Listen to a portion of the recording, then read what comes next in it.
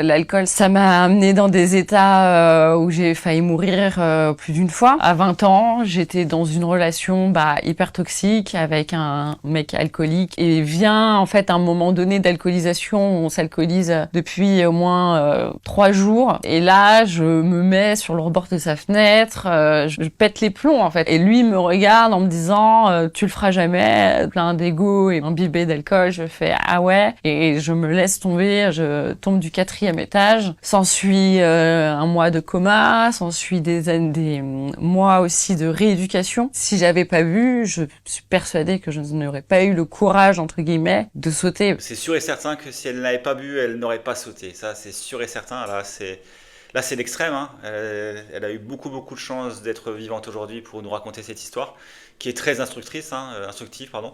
Et donc, on voit bien que, il y a une mise en danger de soi incroyable qui a été causée par l'alcool.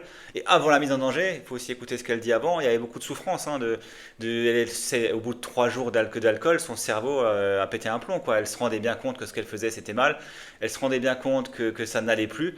Et la seule façon que son corps a trouvé pour lui faire comprendre tout ça, c'était de se mettre en danger de façon inconsidérée et quasi mortelle.